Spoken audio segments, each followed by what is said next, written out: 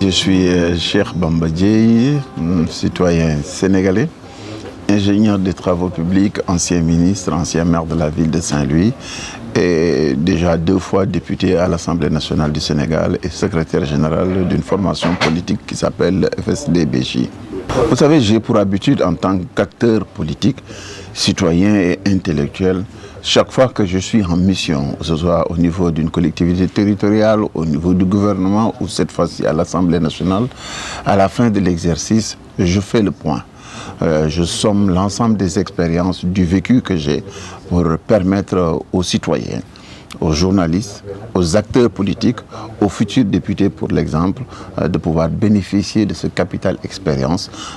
C'est une somme de réflexion sur l'histoire récente de notre Parlement, sur ses problèmes, ses difficultés, sur cette régression plus ou moins constante, mais surtout sur la nécessité d'apporter des innovations, de la mutation pour permettre à l'Assemblée nationale de se réconcilier enfin avec le peuple sénégalais et d'être au cœur de ce que j'appelle la fabrique de la société de demain, en proposant ou en votant des projets ou des propositions de loi dans le sens de construire le vivre ensemble, de construire l'idéal de vie des Sénégalais.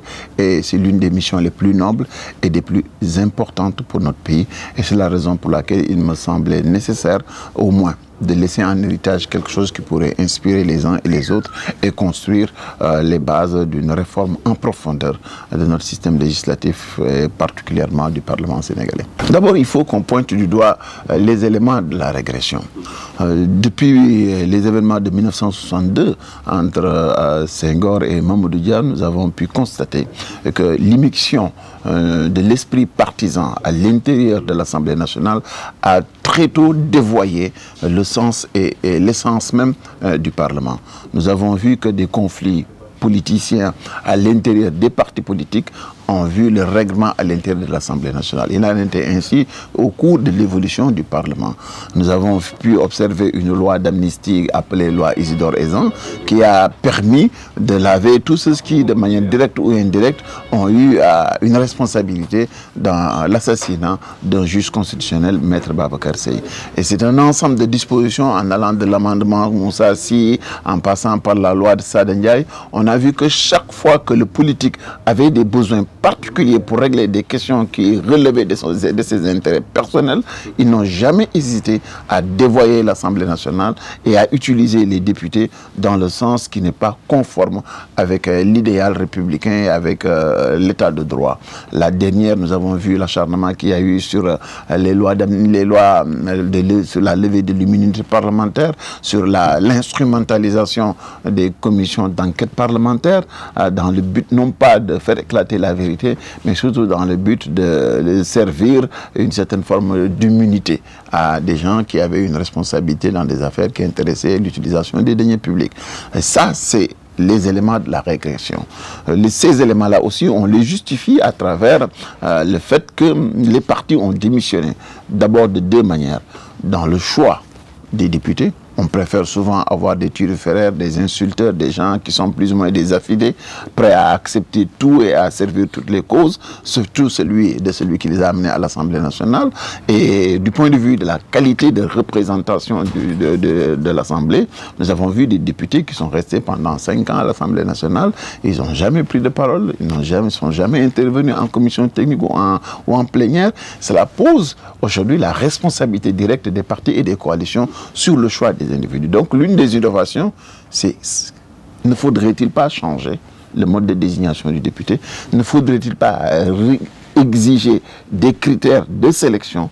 Ne faudrait-il pas exiger une commission d'équivalence pour permettre de juguler ce phénomène-là qui est un peu perverti et surtout est la source de cette régression, puisque un député qui n'est pas capable de comprendre sa mission, qui n'est pas à mesure d'exploiter une loi ou un projet ou une proposition, a fortiori la loi de finances, ce député-là ne peut pas travailler dans le sens de la construction du pays. Et ça, c'est un problème. Mais une assemblée, c'est aujourd'hui, c'est le présent, mais c'est surtout le futur. Et qui dit futur demande de l'innovation. Il faudra moderniser tout le fonctionnement de l'Assemblée nationale, changer en profondeur le règlement intérieur dans le sens de conférer plus de responsabilités, plus de pouvoir aux députés et lui assurer une meilleure protection par rapport à son immunité parlementaire et ensuite faire en sorte que les députés puissent saisir le Conseil constitutionnel, proclamer la fin du cumul et figer figer le mandat présidentiel dans la loi de telle sorte que aucun Sénégalais ne puisse avoir dans sa vie plus de 2 mandats. Ça, ce sont des éléments sur lesquels l'Assemblée nationale pourrait intervenir. Mais surtout dans la modernisation. Une plateforme digitale à l'Assemblée nationale avec à l'intérieur une chaîne parlementaire, ça permettra aux Sénégalais, via le numérique, de suivre la totalité de l'activité du député.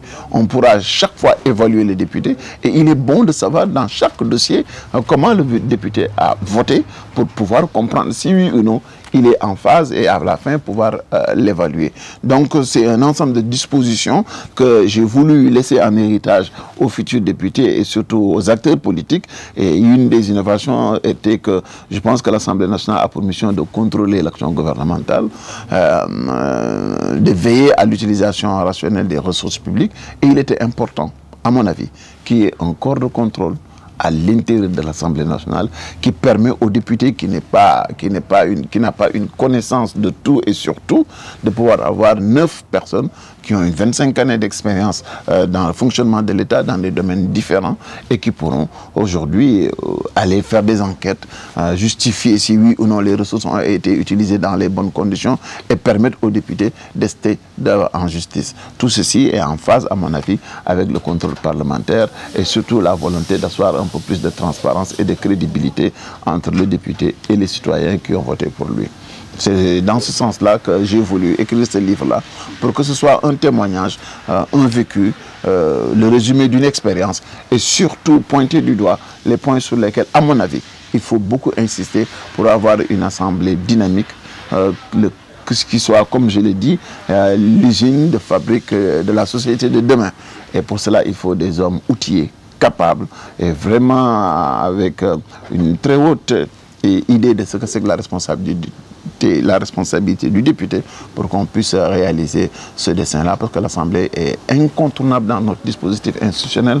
Un excellent Parlement nous garantit une stabilité, parce que le débat démocratique à l'intérieur de l'Assemblée nationale peut compenser le fait que le citoyen n'ait plus besoin d'aller dans la rue pour casser ou manifester, parce qu'il aura des députés qui prendront en charge chaque problème, mais le feront dans le sens vraiment d'aller dans le sens pour permettre d'exhumer la vérité. Et c'est extrêmement important comme stabilisateur, c'est extrêmement important comme élément de consolidation de la paix à l'intérieur de notre pays et de la démocratie et de l'état de droit.